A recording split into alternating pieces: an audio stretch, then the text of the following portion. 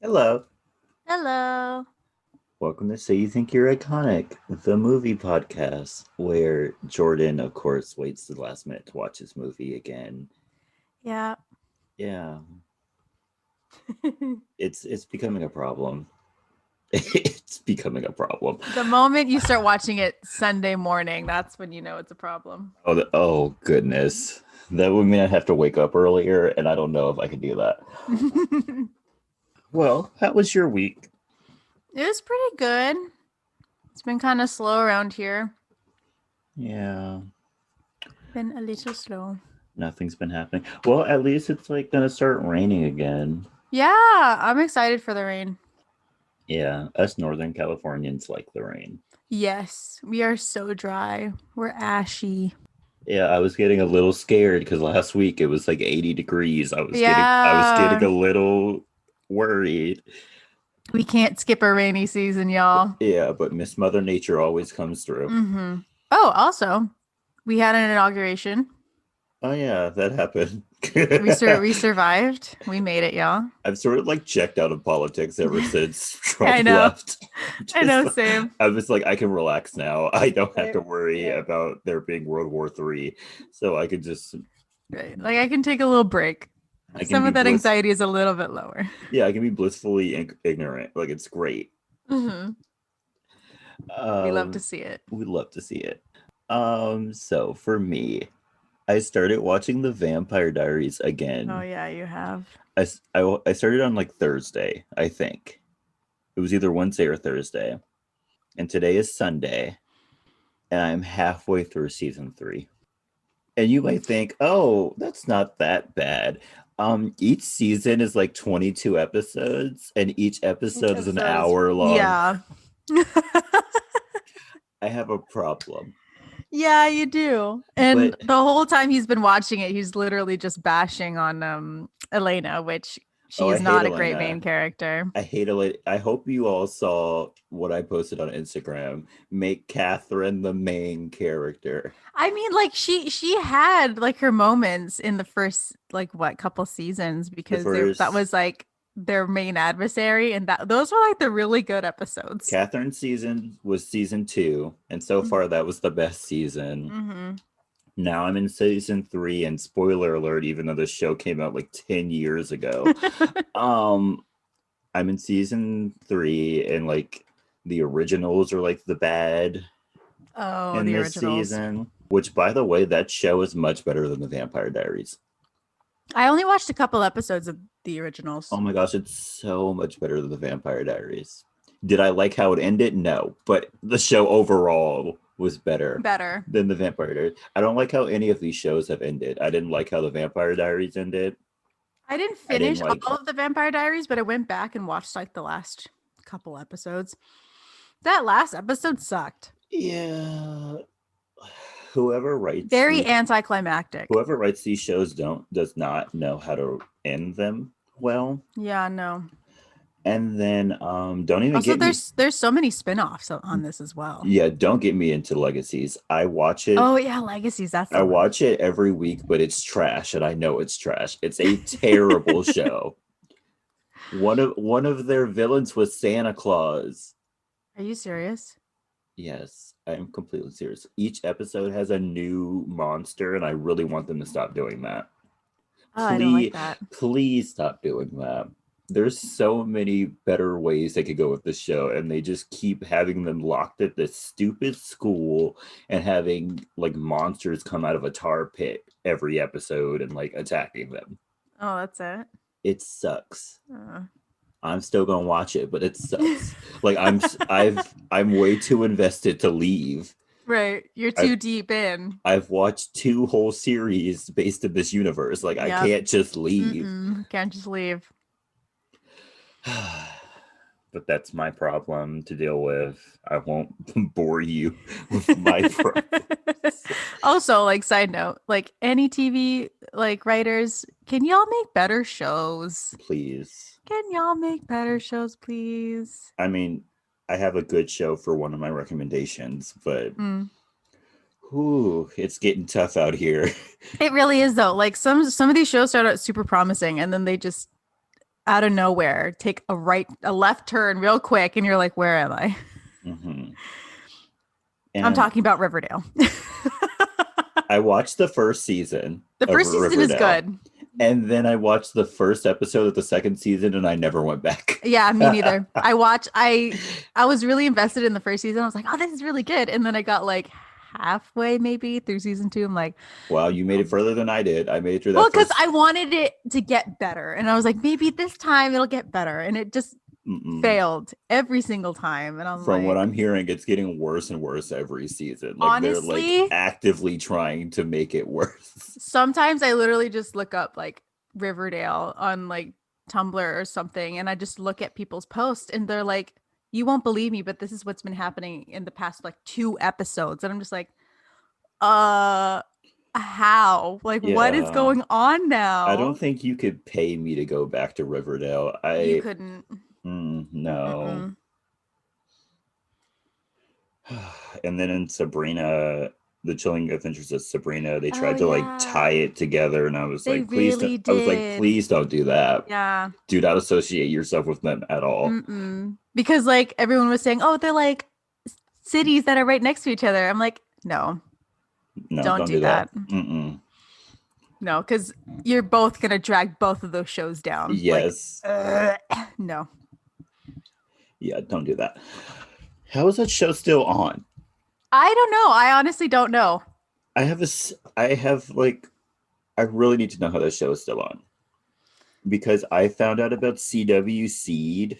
It's like the CW app where you can watch old CW shows. Oh, And the better like, days. yes, and I'm going back and I'm like, these shows were good. What happened? Like, Yeah. Who did you fire or who did you hire that just brought yeah, all of this down? because I literally rewatched The Secret Circle and I was like, this only has one season. Are you kidding me? Yo.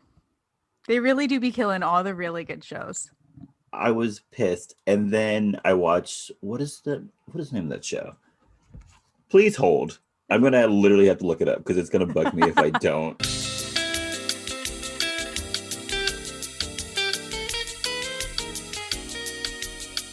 And now I found the show. Okay. Okay, we're back. The Tomorrow People. Great Oh show. yeah. That Okay. show was so promising, and then we got one season, and then they canceled it. What's happening? What are y'all doing? Do I need to go talk to the people over at the CW? Yeah. Oh, of course, because have you seen the 2 like musical episodes that Riverdale has? Oh, I refuse to. No. They did Heathers. I saw that, and then I was like, no, I They had to can't. change the words, and I'm like, uh-uh. Don't disrespect Heathers like What that. high school would let you perform Heather's? Right. What high school's letting you perform Heathers in the first place? Like I get that it's set in high school, but On Glee, they couldn't even do the Rocky Horror Picture Show. yeah, they So literally couldn't. They shut it down. Like, yeah. Oh, but that's a great app to go on if you want to like feel nostalgic. Go on this, yes. go on CW Seed, watch The Tomorrow People, watch The Secret Circle, and watch Hellcats. Great shows. Great Are we shows. slowly just turning into like a TV like recommendation now?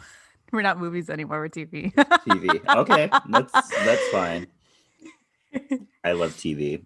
We're literally not watching any of the new shows. They all suck. We knew this. I mean, yeah. We're I just was gonna rewatch everything. I was going to watch that Winx series on Oh Netflix, but no. then I was like, let's not traumatize myself. I'll just rewatch the Vampire Diaries. Yeah. Also, everyone is just like tearing the casting apart anyway for Winx, and I'm just like, I don't remember much from Winx. me neither. But like, apparently, everyone's bringing out their Winx knowledge, Yeah. just tearing it apart already. I'm just like, oh, never mind.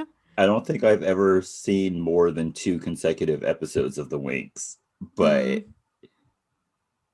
I still feel like it's going to do an injustice to the show. yeah, yeah.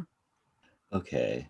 Are you ready to tell us about this movie? Yes. Ocean's 11, or like Ocean's 11. how I want to call it. What do I want to call it? I want to call it the movies just filled with iconic people.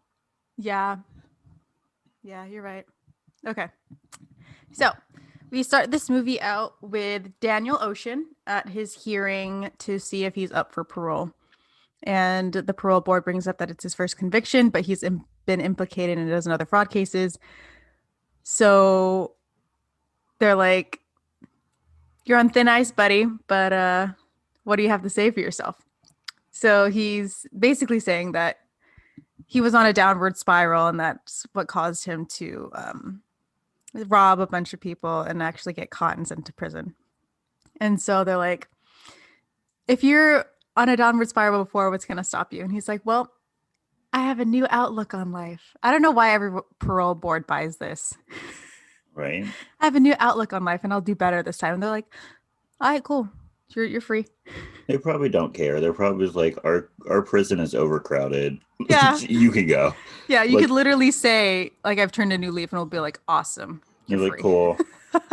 This is like, it's like, you're not violent. Just leave. Yeah, you're really not violent. So he gets his stuff back and he walks out of prison. We then see Danny entering a casino in New Jersey, and he sits down to play at a table. And the dealer is then quickly replaced by another person, and Danny calls him Frank. The man is surprised, and he says that my name's not Frank, it's Ramon. And so Danny apologizes and goes to leave. He looked at him like, really? Ramon? Right. Ramon? He's like, out of all the names you could have picked, Ramon. It's like, come on, sir. Right. Right. So Danny apologizes and goes to leave, but Ramon's like, hey, you should check out the lounge at Caesars and they get busy after 1. And Danny's like, oh, cool, I'll take it. I'll go there. So we then see Danny at the lounge reading a paper about a Vegas landmark about to be destroyed when he is joined by Ramon, actually Frank Catton, and they catch up. And Danny asks after a friend who has taken up teaching cards to movie stars, or teen movie stars, I think. Ramon, or Frank, I'm just going to call him Frank from now on, asks if he has a plan, and Danny says no, because he just rejoined society and he wants to be a better person. Danny then makes his 24-hour check-in phone call with his parole officer. He says he hasn't drank, gotten into trouble, and he definitely won't be leaving the state. He definitely leaves the state. Multiple times. Multiple times. Like, he's literally on his way to Los Angeles when he's making this phone call. He really is, though. Also, the shot when he's making his phone call to his parole officer, did you see what was in the background? No, what was it? Trump Plaza. Ew. Did you hear that they're thinking of like changing the Trump hotels' names to like disassociate with him? Really? Yes. His own buildings don't even want a part of it. He's literally ruined his name so much that his own hotels don't want his name on them. We love to see it. That's amazing. I still won't be staying at them. Right. I still won't. It don't matter. So we then see a man named Rusty in Hollywood, and he's teaching a card game. 5-card draw. I don't know what that means. I don't know what was happening, but all I knew was every time they panned, I saw a new like iconic person. Yeah. I was like, is that Topher Grace? Yes. I was like, is that Holly Combs? Yeah. I was like, what? That's literally one of the movie facts, that they actually got teen movie stars. I was like, that 70s show. They got Holly. I was like, what is Piper doing here? Yes! What is happening? Yes! And then they turned to Shane West, and I literally screamed. I was like, Shane West? Yeah, they literally said, let's get everybody in this movie. Was Shane West even popular in 2001? Maybe not, but I think he was on the rise. When did A Walk to Remember come out? I feel like that was when he was at his peak. Wasn't that early 90s? No. Like mid? No? I don't remember. Because Mandy Moore was in it, and she didn't Mandy Moore was in it, yeah. So it had to be like early 2000s. For sure. But I feel like it wasn't 2001. Yeah, no. But he's teaching 5-card draw, and he looks absolutely just miserable. Like, he just wants to end it all throughout the whole thing. Probably because everyone else looked like they could play. Holly Combs looked like she did not know how to play. She was literally just there to say that she's been there. She's just having a good time. So Rusty goes to the bar mid-lesson because he needs a break. And we see Danny walk by him, and he goes by unnoticed. Rusty goes back to the room where they're playing and is surprised to see Danny there. So they play a game together. I don't know what they're playing. They don't say. Yeah, I don't know. It was at this moment of the movie where I looked at George Clooney and I was like, you have not aged. He hasn't. This man is the male blueprint for aging. Mm-hmm. If you wanted to know who the female blueprint is, it's Halle Berry. Yeah, you're right. But yeah, he is the male blueprint. Mm-hmm. Like, he looks so good. Like, show me one male actor who has aged as well as George Clooney. Right. Because I can't think of a single one. Me neither. Because like something about them changes. Mm-hmm. It's either the hair or like. Or their face does like that droopy thing. Yeah. Or they get like really fat or something George like that. Clooney is literally the same. Yeah.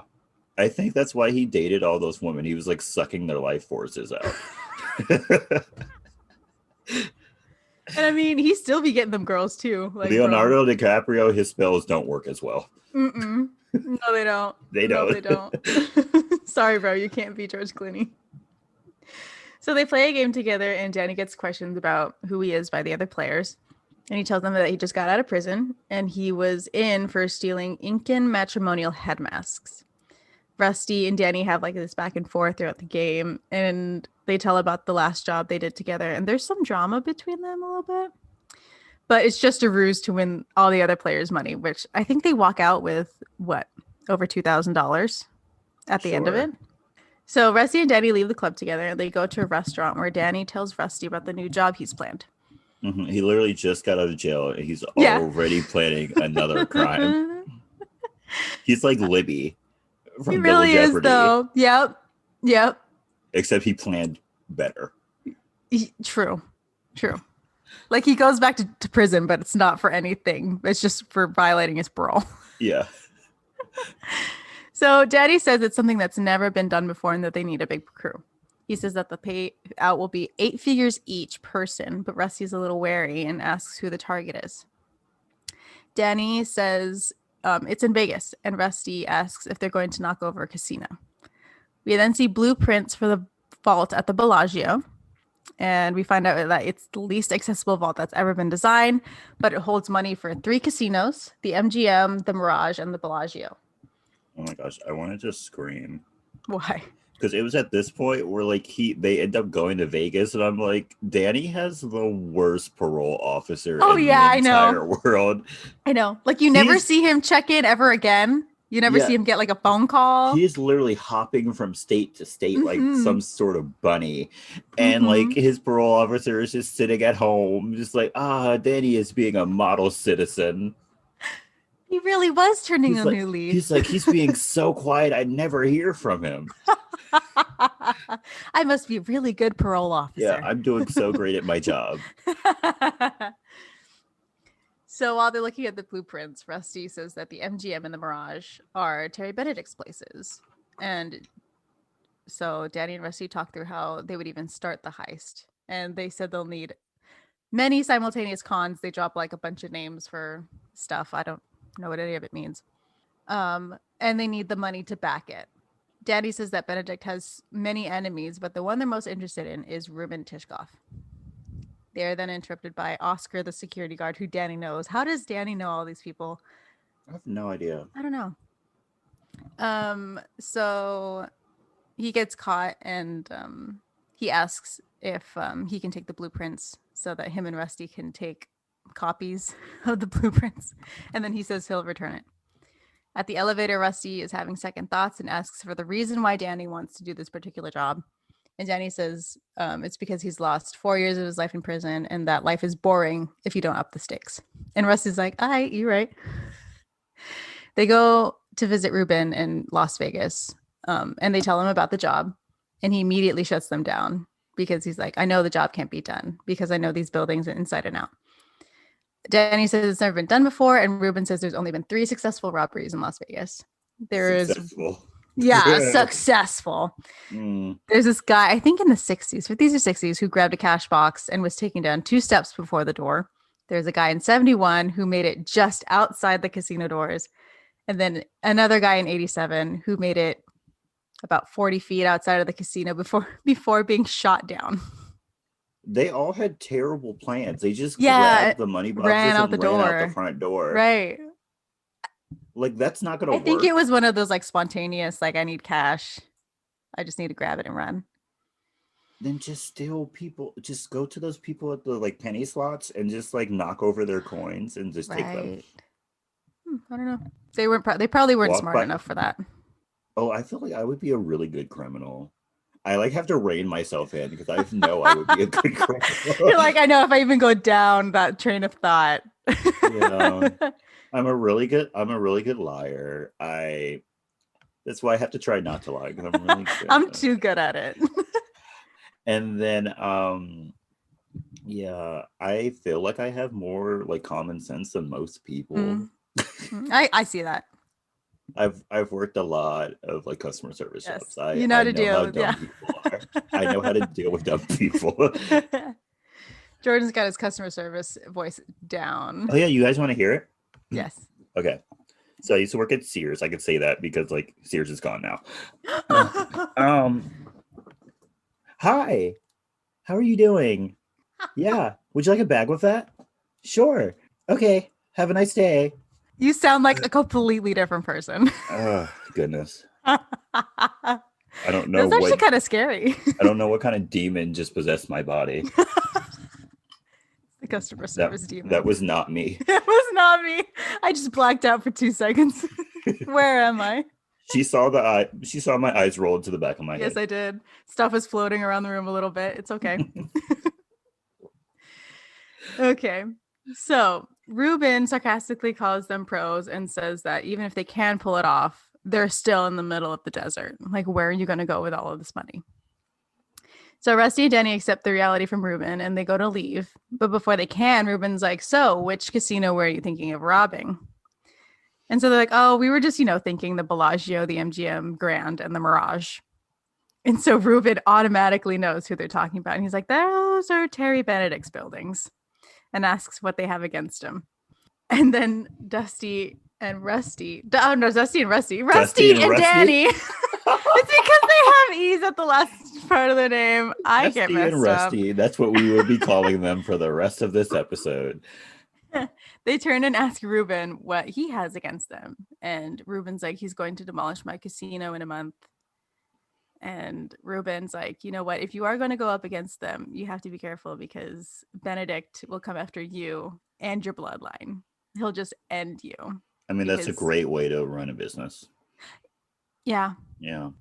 Cut them off at the knees. Like, literally take them for everything they have, and they will never come for you again. Really, though. You cut that first person off at the knees, and then you cut everyone else off, too. Yeah. In their family. And then they will never mess with you. Yeah, you set the bar, and then no one comes after you. And that way, everyone thinks 3 times before coming after you. Yes. Not just twice, 3 times. Right. So then Ruben asks if they have money or a team that's crazy enough to help them. And they do have a team in mind. It includes Frank Catton, Virgil and Turk Malloy, who are their drivers, Livingston Dale, who is like tech savvy, Basher Tar, ammunition, and has the worst British accent. The worst British accent I've heard. ever heard in my entire life. I apologize. His dialect coach needs to never work in Hollywood ever again. Right. That was awful. Cut it off. I don't know where they said it's a Cockney accent, and I don't think I've ever heard a Cockney accent. But I apologize to people who have a Cockney accent. Like maybe it's Cockney if you're like going the like what's that guy's name from Mary Poppins? Lin-Manuel Miranda? No, not the new one, the old one. Oh, Dick Van Dyke. Dick Van Dyke. There we go. Maybe if you're saying it's like a Dick Van Dyke Cockney, yeah, I can see the Dick Van Dyke. But if he was like on drugs, like that's what it sounds like. It's bad. Right. And like you've heard maybe like someone speak in a Cockney accent once, like 10 years ago. Yeah. And you're like, what did that sound like? Yeah. Hey, did it sound like this? Yeah. It was literally all of like the English accent, like what is it? Like tropes, like what people make fun of. All of that was just put into Bashartar's accent. He even said bloody hell. And I was like, do English people even actually say bloody hell? Right. Like unironically, do y'all say bloody hell? You know, they don't. And even if they used to do it, they probably stopped because Americans kept saying it so much. Right. Like they finally heard what they were saying. They're like, yo, we need to cut it. Yeah, We need to it's cut done. it.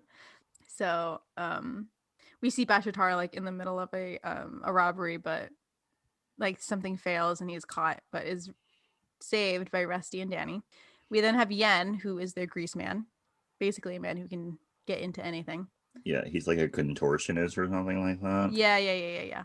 And then we have Saul, who is an older man, and he says he's just gotten out of the con game a Oh year my gosh. ago. Of course he's out of the con gang. He's old as hell. He really is. He needs to be playing shuffleboard on a seniors cruise headlined by Frank Sinatra Jr. He does not need to be running a con job.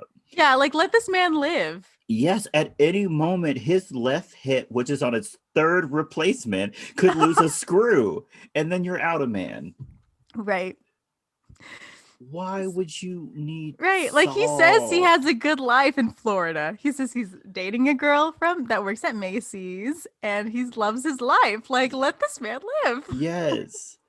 Let him sit at that racetrack, watch the horses run around for a few hours, and then go home to his cute little Macy's girlfriend who smells like all the fragrances. Mm-hmm. Like, he deserves that. He deserves that. But no, they convince him. Not what they do to him in this movie. No. So they convince him to do at least just one more job. And it really never is just one more job. Mm-hmm. So we then go back to Danny and Rusty, and they're at a bar and they're looking over their 10 and they say that they feel like they need one more person. So they go to Chicago and Danny sees a young guy on the metro do a bump and grab on the metro and he follows him off and he kind of like bumps into him or like passes by him. And a bit later, the guy checks for the wallet that he stole and instead finds a business card from Danny. It says to meet him at Emmett's pub. So he goes to the pub and Danny is there. And he says he's a friend of Bobby Caldwell. And Bobby Caldwell is Linus's dad. Apparently, he's also a con artist. Mm-hmm. But like, how good of a con artist are you if you're stealing people's wallets in a crowded subway car? Like, I could do that. Right.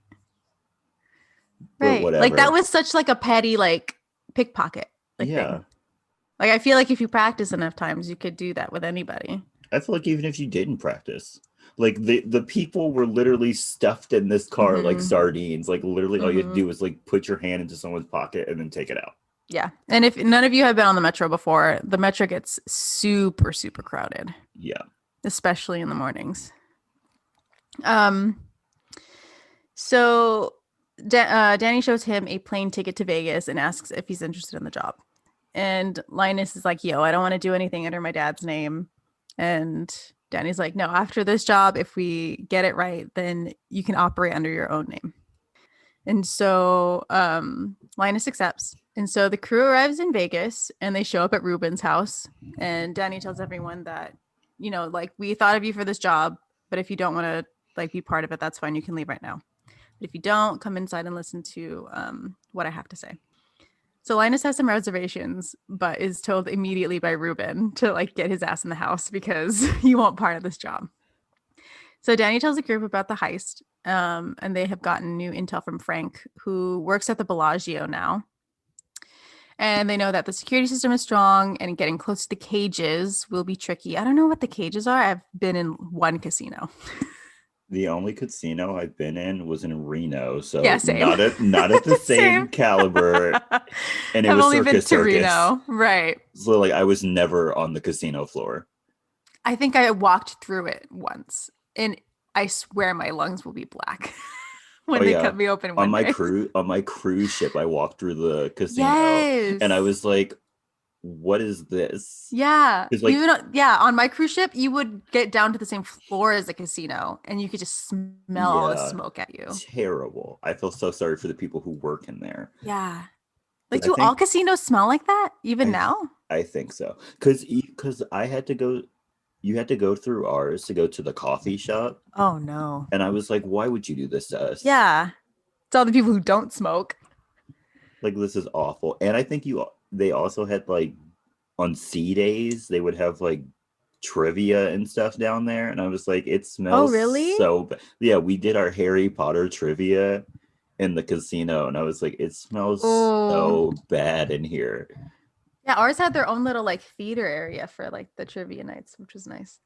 Oh, our theater was for like the really big ones, like Oh. the Hunger Games and Mm. Mm-mm. stuff like that.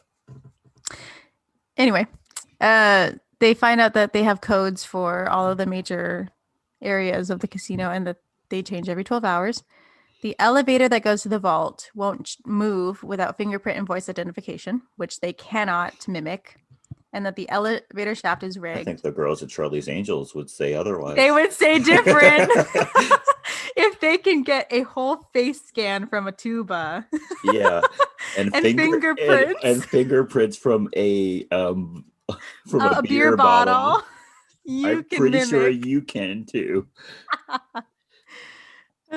So the elevator shaft is also rigged, and the vault doors are specially made so that it makes them more impossible to get through. There is a gaming or casino law. I don't exactly remember what they said that says that these establishments have to hold a certain amount of money on certain nights. And the night that they're going to rob it, a fight night, the casino will hold 150 million easy, which means if they split it 11 ways, that's 13 or 14 million split. 13.6 million. Yeah. So Saul asks if the play works, do they just walk out of the casino with 150 million without being stopped? And Danny's just like, yeah, we do. With all the confidence in the world. Mm-hmm. We then see Danny giving the rundown on what needs to happen before they can rob the casino. So they need reconnaissance. They need to know everything about the casino, layouts, what the guards do, routes of cash cards, etc. They need power. They need surveillance. They have Livingstone sneak back into some kind of mainframe in the casino, and they put like little clips on some of the wires to get camera feeds about the casino. Construction, they need an exact replica of the vault so they can practice getting in and out. Intelligence, and they send Linus to do this, and they give him the task of shadowing Benedict. Yeah, And they need which no one transport. notices in this casino Yeah, full of cameras that this guy keeps following the yeah. owner.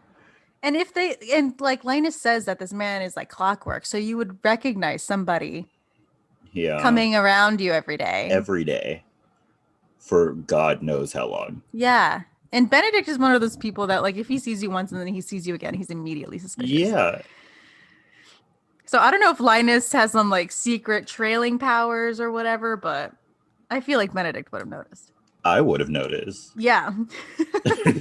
I'm like, why is Matt Damon constantly following me around? And they also need transport, and Frank swindles down some car salesman and gets a van. Saul gets fitted for some nice tailored suits, and Danny asks if he's ready, and Saul threatens him with death because, of course, he's ready. And he'll be playing this rich Russian man named I don't Lynam know. All I Zerga. know was like he actually did a good accent. I was like, Yeah, well, he was so good. I was like, they should have hired his accent, his dialect coach His for dialect Don coach. Cheadle. So Rusty gets a rundown on Benedict from Linus, and he says he's on a strict schedule. He's always in control. He gets a portfolio with the day's winnings and new codes at certain times, and that he's dating the museum curator. Do casinos have museums? I don't know. I've been to Los Angeles once. Los Angeles. Los Angeles? I've been to Las Vegas, Vegas. once, and I was a child, Okay. so I don't know. What I do know is Julia Roberts looked good. Yes. She looked good. She looked good. So at that exact moment, Rusty sees the woman that Linus is talking about, and he says that her name is Tess. The crew is stalking the fake vault at a warehouse when Rusty pulls Danny aside to talk. And Rusty asks if Tess has anything to do with the job, and if she does, he's walking away right now because he does not want any part of it. Because if Danny is there to screw over the guy that's screwing his ex-wife, he's like, I don't want to get in your drama. I just want the money. So Danny says it's not entirely about her. He says he lost somebody and he's going to get them back. So Rusty questions his dedication to the plan, and he's like, if you make me pick between the ex-wife and the money, I'm going to pick the money. And Danny's like, no, it's fine. It's fine. You won't have to choose because everything's going to work out. We then see Tess working in the museum when Benedict comes in to see the new painting that she's gotten. They say they'll meet later tonight. And when she goes to kiss him, he backs away. And he's like, Yeah. there's always somebody watching. Why couldn't they kiss? Yeah. I thought it was common knowledge that they were dating. Right. Why is he I trying mean, to if Linus can see it, then everyone else can see it. Yeah. Plus, what does it matter? The only Yeah, people what does who it are matter? looking at the cameras work for you. Yeah. Also, if you're some scary as shit guy, you could threaten anybody that came towards your girl anyway. Yeah.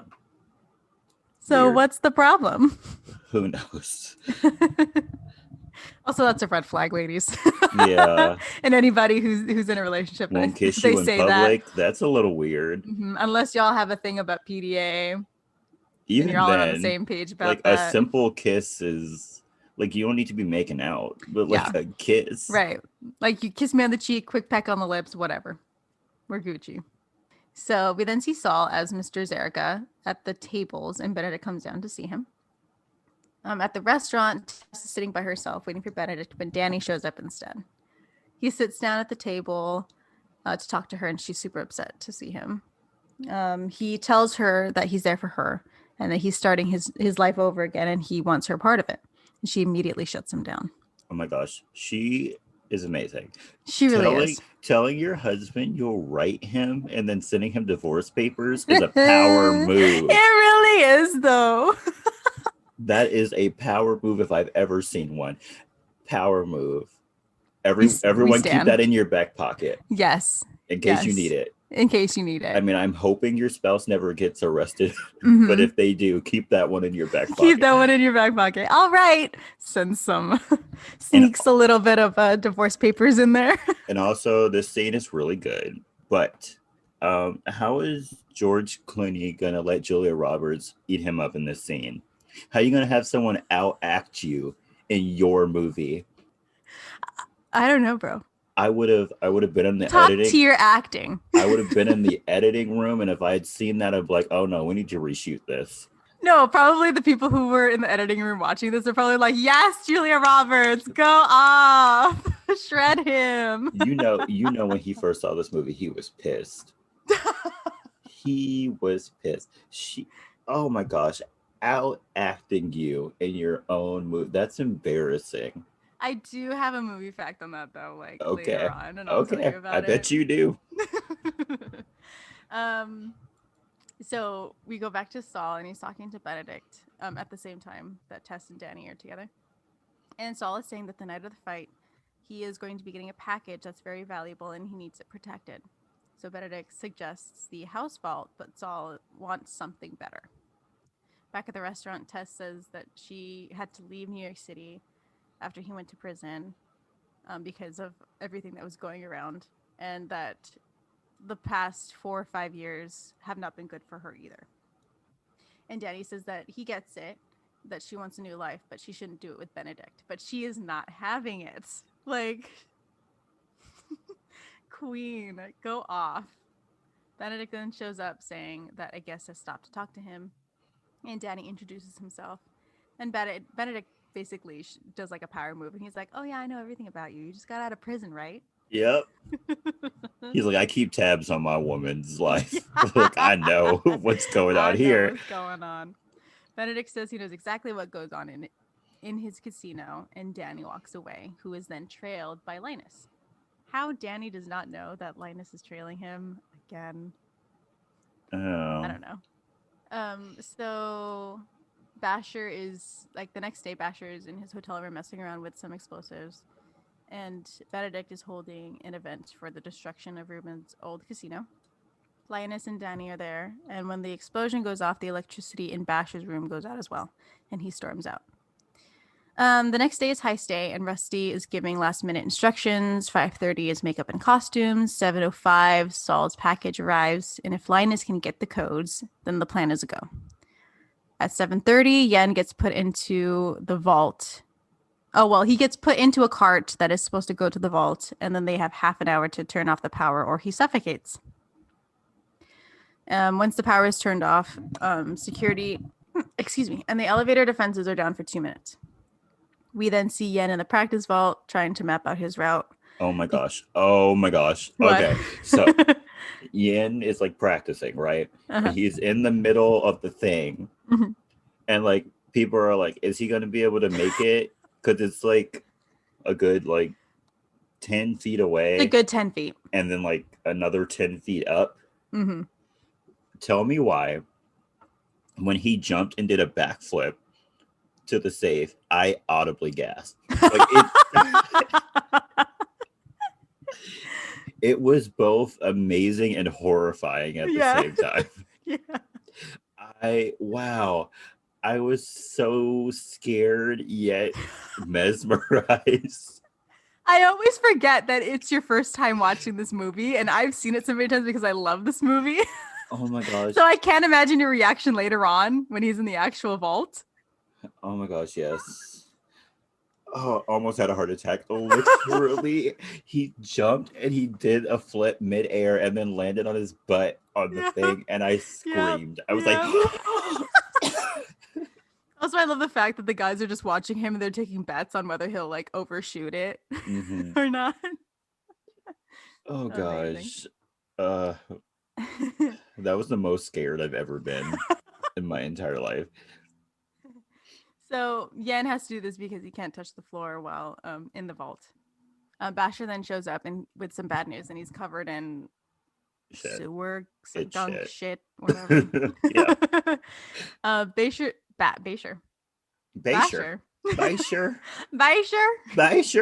If he can have a bad accent, so can I. Yeah, exactly. Equality. Equality.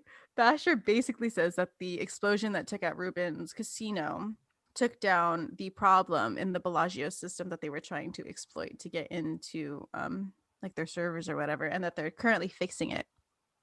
But Basher provides a backup plan called a pinch. It's basically a bomb that takes out every electrical device for 30 seconds, and its radius is large enough to take out all of Las Vegas. Which, is that true? Is there something that sounds powerful like some military grade electromagnetic pulse thing? Yeah. Not something that the average person is just walking around with in their basement. Yeah. Also not something that a regular California institute. And I feel like if that happened, there would be like a government like a government interference. It'd be like, what was that? It took out an entire city. What? Yeah. And then they'd find Danny and the rest of the crew, and they'd be put on some special list. Yes. Because that shit's scary. Because that's terrorism. Yes. Yes.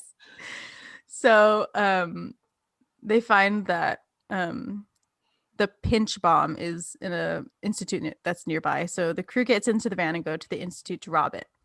But Danny stops Linus from going in with them, and he leaves them with the Mallory twins. And he lasts all about a minute with the Mallory twins because I'd say a good 30 seconds. Yeah. Because they're children. They're children. Like, they're literally like me and my brother when we were like tops maybe like 6. Me and my sister today, like we exactly like that. That's why it's that really annoying like sibling relationship. That's why we don't interact. So Linus sneaks out, and something just fell from my roof. I'm sorry. It's Santa. I think it was an animal. It's Santa. Go put on his coat so you can become Santa. Wait a minute, guys. I'm about to go become Santa. Give me a second. Sorry, that was so weird. It was so big. Anyway. It was probably a squirrel. You're fine. It probably was. So when Linus sneaks into the building, Danny and the crew simultaneously rush out with the bomb. What was Linus doing? I don't know. This is why men can't come together and work well. One of them will eventually do something stupid. Yes. So they drive away, but notice that Linus is missing and stop and see him running away from some security guards in the top floor of the building. Linus then breaks out of a window to get out, and the gang's like, all right, back up the car. Let's go get him.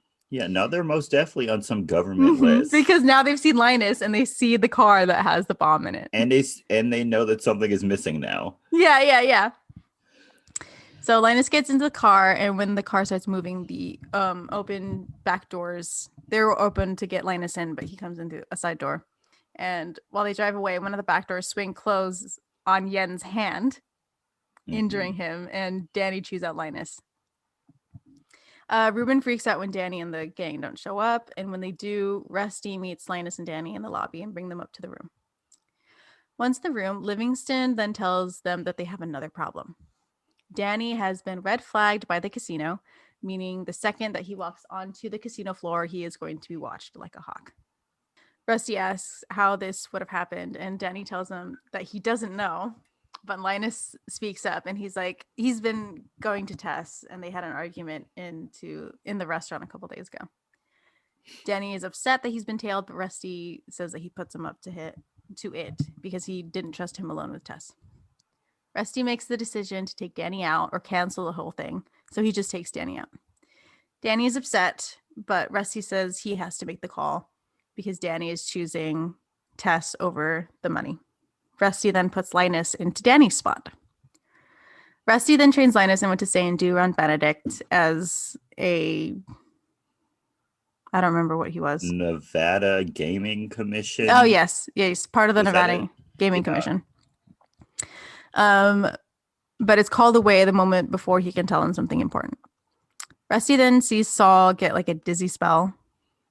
But he says that it's time for the job to start. Saul's ass is too old. Yeah, poor thing. He's been popping whatever those things are, like 24/7. Poor guy. Benedict then shows up to see Saul as his package arrives. Frank is working the tables and sees Benedict and Saul come through. Benedict sees Danny on the floor and tells one of his guys to watch him. While Saul and Benedict make their way through the casino, Saul is recognized and called out to by some guy. Some other old guy. Some other old guy. But he is escorted away by the twins. In the vault, Benedict inspects Saul's package and says that he is not allowed to accompany his package down into the vault, but he can watch on a monitor as one of his managers takes the package down for him, so he can see that everything's okay. We then see the twins and Basher load the electro bomb into the van. The twins are then dressed as waiters, and they bring up a food cart to their room. Linus then shows up to meet Benedict. And this is all really confusing when I'm talking about it, but in the movie it makes sense. All of these things are happening simultaneously. Yes. The twins arrive in Rusty's room with the cart to put Yen in. And then Saul is escorted to the security room where Benedict leaves him to watch his package be put into the vault. Linus then catches Benedict as he leaves the staff room and is handed the new codes for the evening. Linus then pretends to be from the Gaming Commission, where he takes him to Pit 5. I don't know what that means in casino talk. Either. Danny then spots Tess and walks after her, and then he is tailed by two guys. Back with Rusty, Yen is put into the cart. Linus and Benedict watch as Frank is escorted off the floor under the pretense that he has a record. And Benedict take Linus and Frank off the floor to talk about the whole situation.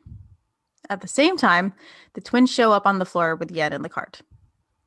Danny follows Tess into a restaurant, and when she spots him, tries to walk out, but he stops her. She says that she knows he's not here for her, but for a job he's pulling, and that no matter what, he's not going to get her back. Danny just says that he's there to tell her goodbye, and he kisses her on the cheek and leaves, only to run into the two guys tailing him, and they say that Benedict wants to see him. Linus is then interviewing Frank, and Frank causes a scene that allows Linus to steal the codes that he needs from Benedict. Rusty then gives the twins the go-ahead to deliver Yen. Also, like, that whole, like, interaction between Linus and Frank for the scene that they're supposed to cause. Oh, yeah. He kept calling him a cracker. That was called him a cracker. Weird. And then Linus is like, us at the Nevada Gaming Commission, we always support the hiring of colored. And I'm like, colored. I was like, oh no. Anyway, poor Benedict, he just did not say a word. He was I like, know. I'm not in this. Right. He's like, literally, I didn't even hire him. He just works in the building I own. right. Like, He's a transfer. I didn't hire him. right. I didn't hire him.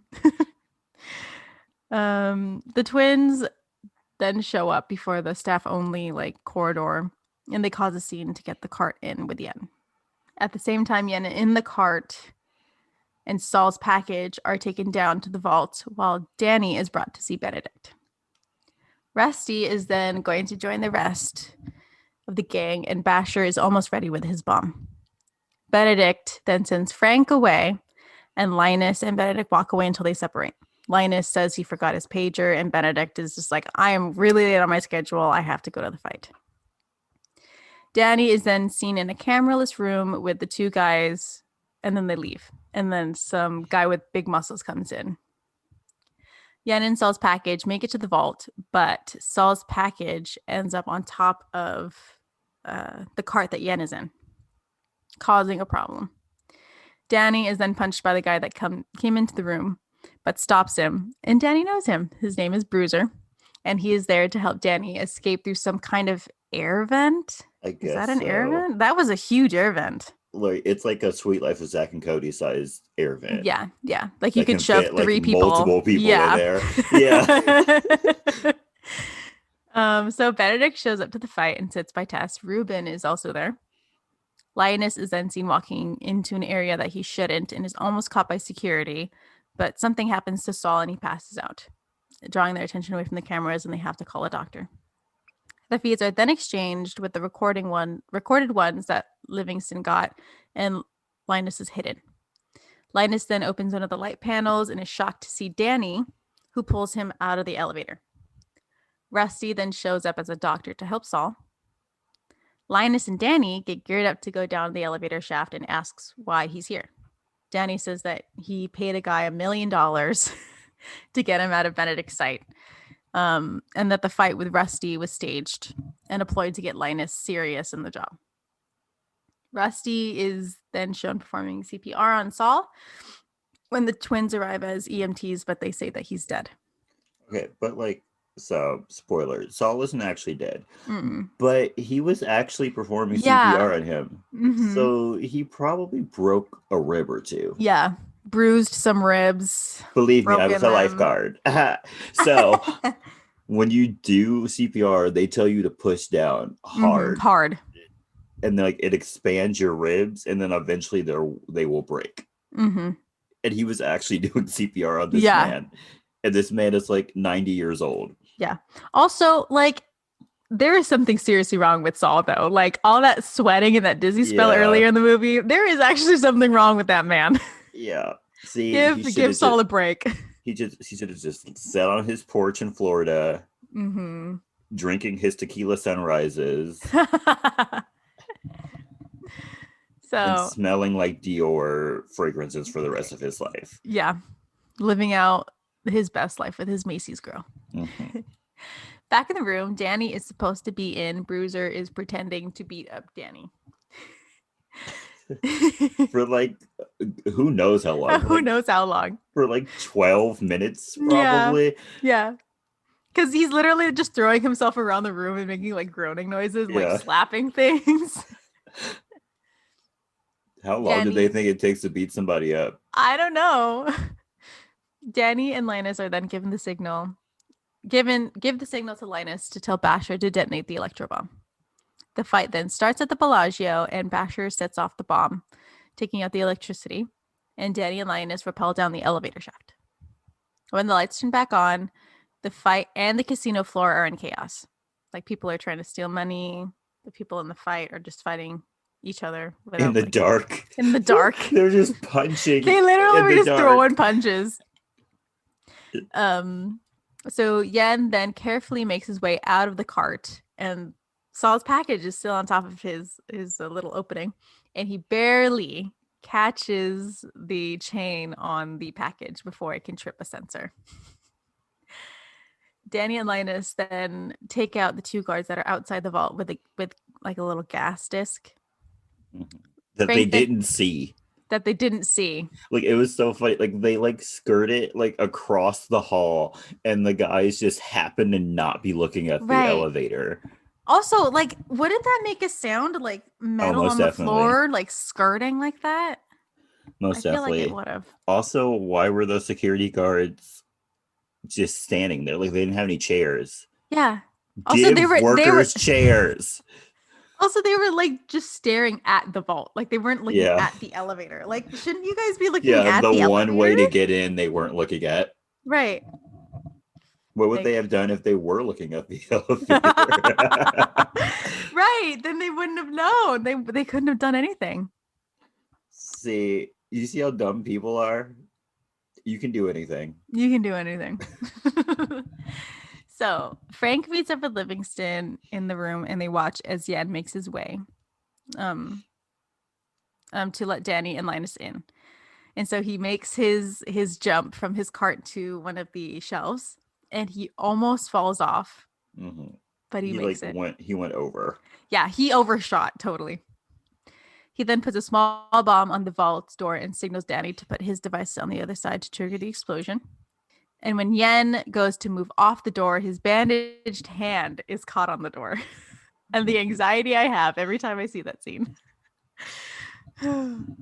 Livingston then tries to call off Linus, but he can't hear him and goes to blow the door, but it doesn't work, giving Yen time to free his hand. Turns out the batteries in the detonator are dead. And Linus gives Danny some new ones, and then it blows. They're now in the vault with Livingston.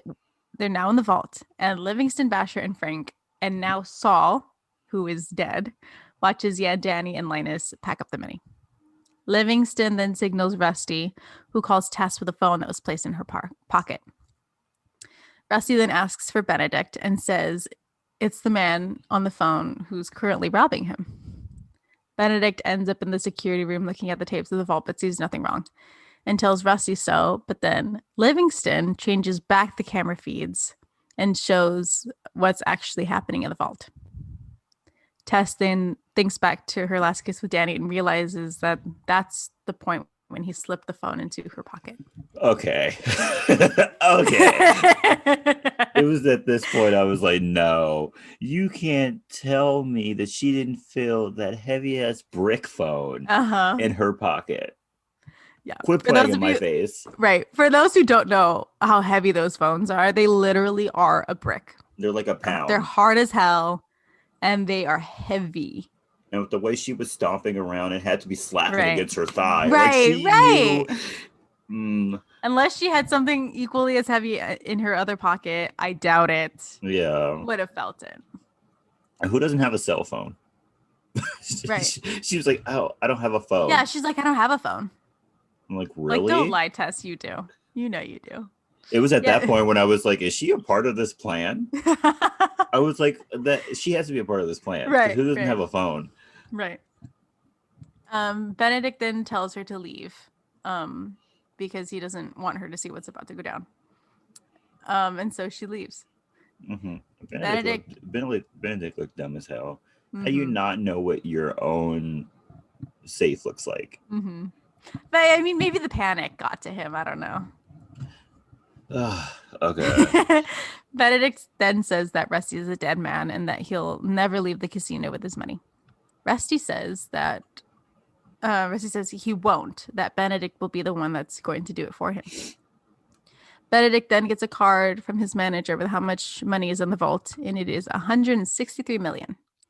And that Rusty and his crew are only taking half of that, and the rest is booby-trapped, and will only be safe once they and the money are out safely.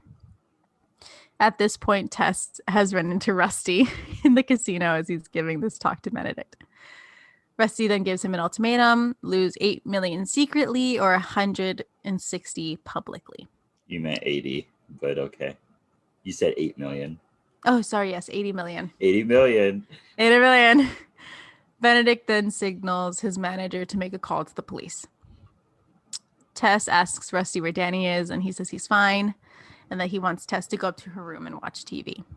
Why is she listening to all of these men? Right? She's like, okay. Right. Like a minute ago, she was just all like, no man can tell me what to do. I'll read all of y'all to filth. And now she's just all like, oh, okay, I'll just follow everything that y'all are saying. Okay. What do you want me to wear? Right. At the same time, the manager has given all of the details to the police and tells Rusty and Benedict tells Rusty that they have a deal. Rusty then says that 6 bags will be placed in the vault elevator where it will stop at the cages, and 3 guards will carry them through the casino. And if there is any indication that the money has been messed with, they will blow up the money down in the vault. Benedict tries to act like he caught him, saying he's by the slots in the casino, but Rusty's like, of course I am. Like, I want to see this money go through. The guards will then put the money into an unmarked white van, and if any move is made towards the driver door, the money will be blown up.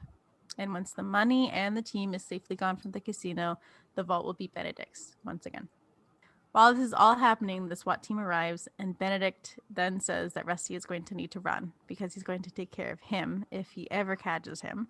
But Rusty has already left the phone in the casino. The guys have exited the room where they keep surveillance. The white van is tracked and is said to be going to an airport, and that he wants the vault secured before the van gets to the tarmac. That's Benedict. While this is happening, the SWAT team is rappelling down the elevator shaft to the vault. Benedict cuts off the power, and the SWAT team goes in and secures the vault. And when the power is turned on, the money is blown. So Benedict says to go after the van so that he can save at least half of his money. The van makes his way to the airport, but once it's there, it's taken down by undercover police. Sure. There were like some cars trailing the van, and I don't know who they are, but they work for Benedict. Yeah. Benedict is then down in his vault to see the destruction, and he tells the SWAT team to leave. The van is then searched, but they find out that it's being remote controlled and that the money in the van has also been blown. But it turns out that the bags were just filled with flyers for hookers. Vegas. Vegas. Benedict then asks for the tapes to be looked at in the security room. And he asks his manager if the Bellagio logo is on the floor. Yeah, waited way too long to realize it wasn't his fault.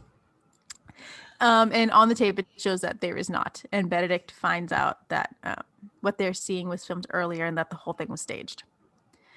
The money actually got out by the SWAT team, who is Rusty and the crew. The 911 phone call was caught by Livingston, and the guys went in and got the money, Danny, Yen, and Linus out all at once. Benedict then gets a feeling and goes to the room where Danny was being held. And we see Danny is actually there being beat up by Bruiser. I don't know how he got back there so fast. Don't either. Benedict then asks if Danny had a hand in the robbing, and he acts clueless, and Benedict lets him go. Tess then gets what? During this scene, when he's like, get out of my hotel. The guys who brought him there and who were escorting him out, I got a good look at their faces finally, and I was like, oh my gosh, they look like the Tweedles from Alice in Wonderland. They kind of do, though. They look like the Tweedles. Tess then gets a call in her room to turn her TV onto channel 88. She then sees a camera footage of Danny and Benedict outside of the room that he was in talking. Benedict asks for his money, and Danny makes him a deal. The money or Tess. And he takes the money, and Tess leaves the room, upset. Danny then says he knows a guy who knows about all the jobs that are currently going on, and if he gives him 72 hours, he can find out who robbed Benedict. Benedict then tells his guards to show Danny out and to call his parole officer because he's obviously in violation. He's been in violation. Right. Benedict then sees Tess in the elevator, and when he tries to stop her, she just says, Terry, somebody is always watching. Oh, how the tables have turned. And she walks off. We then see the SWAT van with the crew roll into the warehouse, and then they all walk out. Tess leaves the casino and runs out to see if she can catch Danny. She sees Danny being put into a cop car, and she chases after him. She calls him her husband and asks how long he'll be. And he says he'll be at least 3 to 6 months, and he is taken away. The rest Yeah, of the for crew. some reason she wants him back, even though he just validated the fact that he is a thief. Thief. Yeah. Like at that point, like shouldn't Tess be like, I hate men. I'm Yeah, out. Tess, I was rooting for you until you wanted to take Danny back. And then I was like, okay. No. The crew are then seen at the, I don't know what they're called. I feel like I should know what they're called, like the dancing fountains that are in Vegas. The ones Sure. that do all the, Yeah. yeah, I know what you're yeah. talking about. You know what you're I know what talking you're about, talking yeah. about. And one by one they leave. 3 to 6 months later, Danny is released from Yeah, prison. they literally don't tell us. They're just like Yeah. 3 to 6 months It later. literally just says 3 to 6 months later. Like that's a very wide range of time, but okay. Danny is released from prison and Rusty is there to pick him up. And when they get to his car, Tess is in the back seat waiting for him. She is wearing her old wedding ring, which she said she sold, but she didn't.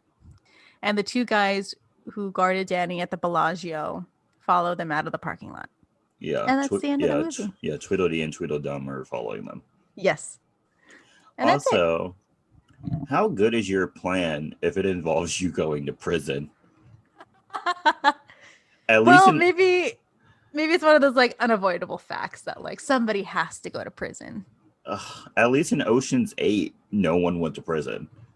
True. No one did go to prison. And I feel like they had a Also- more complex plan too, but yeah. Girls do it better. No, I'm just kidding. Okay. Movie facts. I'm ready. So there was somebody else set to play Danny Ocean. You want to guess who? Ooh, okay. I'm gonna do one guess, and then after that, I might need hints. Harrison Ford. Okay. Oh no. Younger. Younger. Okay. Younger. Like around George Clooney's age, younger, or like younger. Around Clooney's age. Okay. Okay, I might need a hint. Action movies. It's a good day to die hard. Ew. Why? Why? I don't know. It would not have had the same effect if Bruce Willis was to play Danny Ocean. I mean, I'm going to say something very controversial. I don't think George Clooney is that great of an actor, but he's worse. Yeah.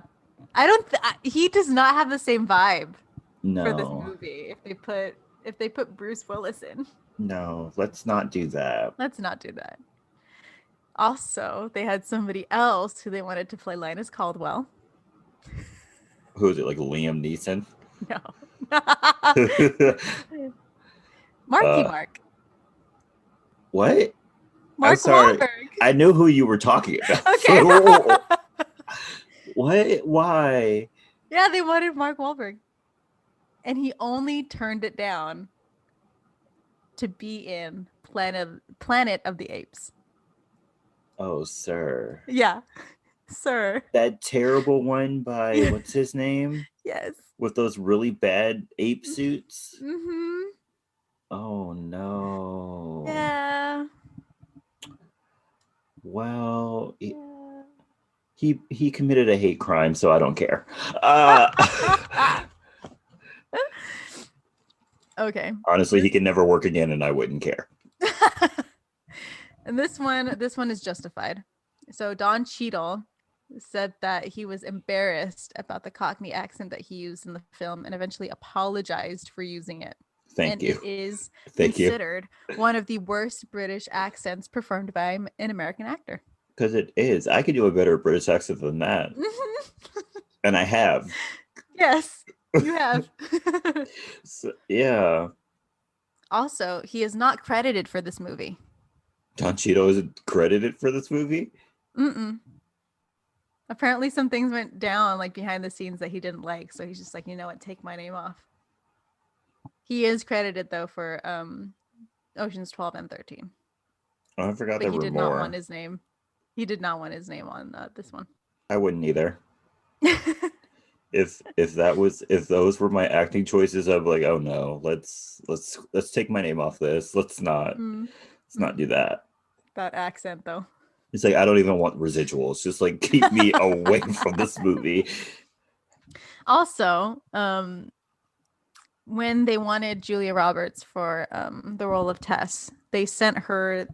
Well, George Clooney sent her the script with a $20 bill attached to it, with a note that said, "I heard you're getting 20 for each film." So basically, at that time, she was the highest paid actress, getting 20 million per movie.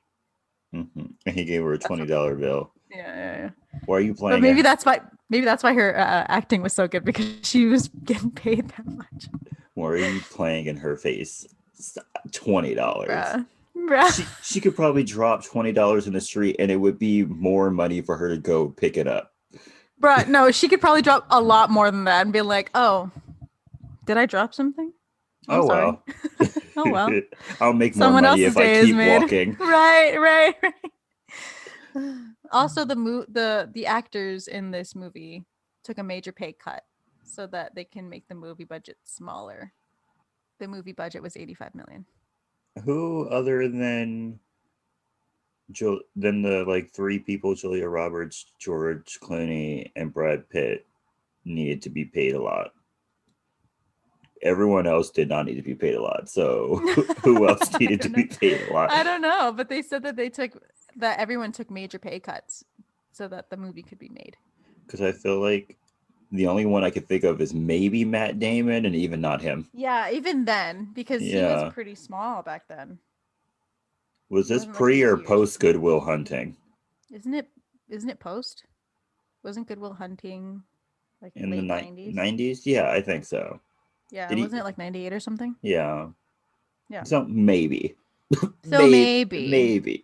He was one of those middle. Yeah.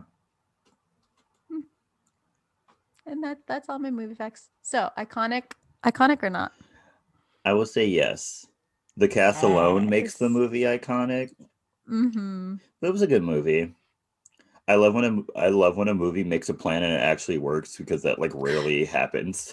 Yeah, it rarely happens. Like usually, like they do the plan and then like one minor inconvenience. Yeah, something goes wrong and they have to change the entire plan. They change the whole thing.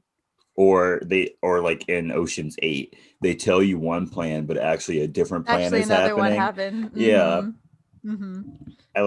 I like it when they tell you a plan and it works. Yeah. Yeah. Also, I love how like this whole movie is shot. Yeah. Like how like they explain how it's going to go, but they're actually showing it happening. Yes. Like all the Ocean's movies, those are like my favorite heist movies. They're so good. I love how like the whole cast is like, they're like friends and they like joke around and stuff. Mm-hmm. It's amazing. Very iconic. Very iconic. Recommendations? Okay. I'll go first. Okay. My first one is WandaVision. Oh, that was going to be one of mine too. We'll share it. We have another shared. WandaVision. So good. This third episode has me I have so many questions. Oh, yeah. So many questions. I hope the next episode they like show us what's like really happening. I doubt it. I highly doubt it. Please. Because if we just cut to a different time era and I don't know what happened to Geraldine, I'm going to be very upset. I feel like 90% of the show so far is like that like daytime TV like rom-com kind of thing, and then like the last 10% is like a truth bomb, and you're like, yeah.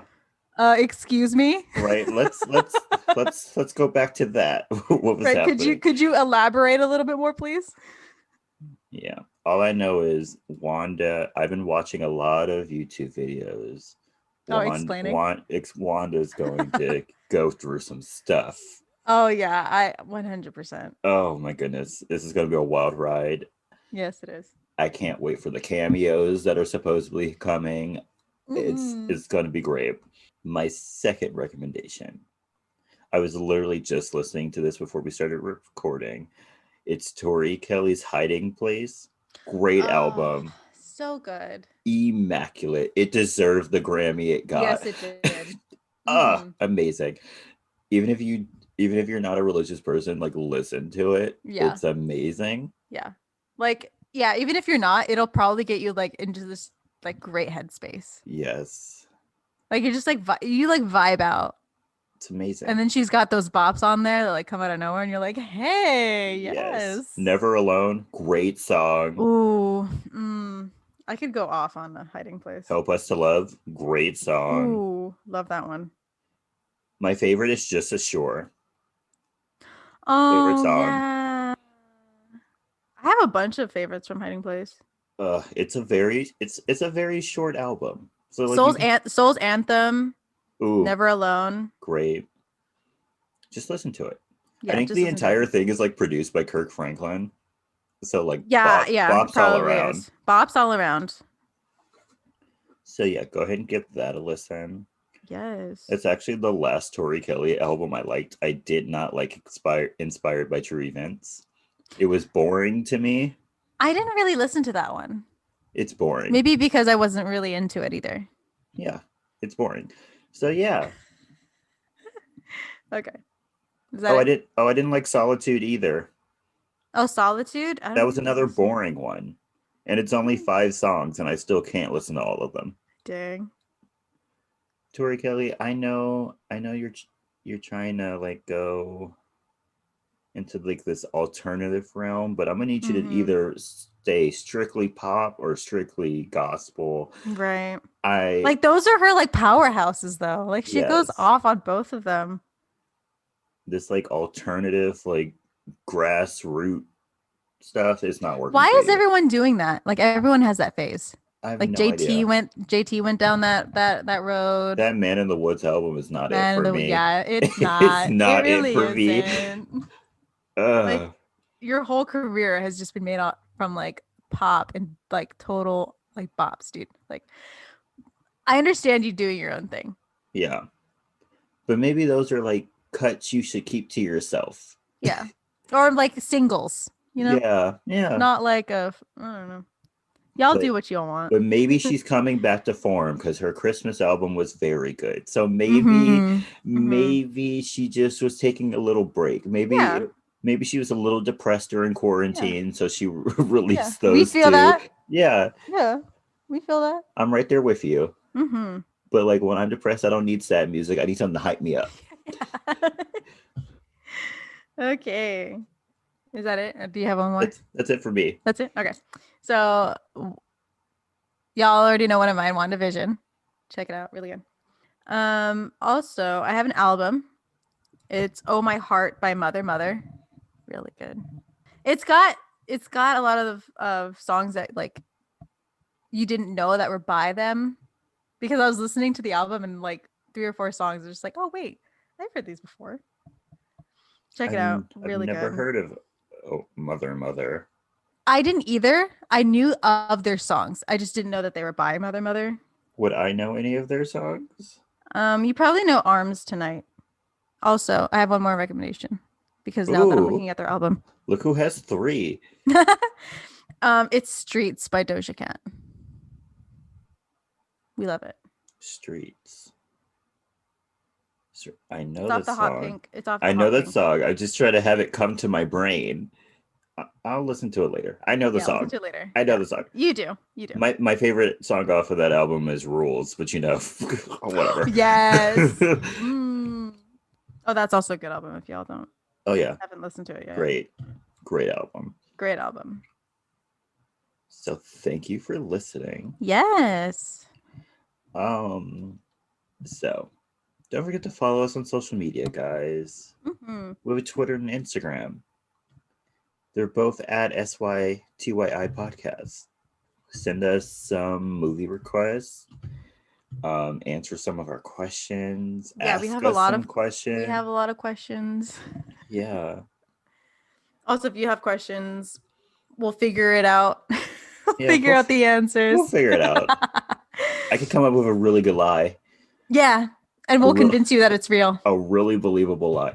Oh my gosh. Speaking of lies. So I literally was texting Kelly and I was like, terrible. Do you think you could convince someone that they had Alzheimer's? And I believe you could. It's very simple. This is how you do it. So you just walk in one day, and then if they call your name, if the person calls your name or something, you say, "That's not my name." And like each time they call your name, just change your name to something different. And then if they're talking about something, just be like, "Hey, you've already said that twice today." You just, Or be like, that didn't happen with me. That happened with somebody else. yeah. It's like, what are you talking about? That never happened. And then you just keep doing that for a couple of weeks, maybe a couple of months. A And whole year. and then eventually you'll come up to them and be like, "Hey, I think you need to go see a doctor. You keep forgetting stuff. You keep calling me the wrong name." As someone with really bad memory issues, this scares me because what if he's doing this to me already? I would not know the difference. Oh, please don't. I'm going to do it to you now. Stop. Stop. I saw the look on your face and I know it's going to happen. What's my name, Kelley? Stop. What's my name? Stop. I went to middle school and high school with you. You cannot. Don't say that's not true. What are you talking about? Stop. End the episode. Free me from this prison. I went to Tennyson High School. Jordan, what stop. are you talking about? Jordan. I'll have a breakdown on this podcast. What podcast? Stop. This is a simulation, isn't it? Isn't it? Yes. Welcome to my simulation. Well, anyway, back to our email. Our email is sytypodcast@gmail.com. Don't forget to share us with your friends and your family, even though you hate us. Yes. Subscribe to us on Spotify and Apple Podcasts, and rate and review us on Apple Podcasts. Yeah. Also, don't forget to wear your mask. Yes, and wash them and your hands. And stay iconic. Stay iconic, y'all. Bye. Bye-bye.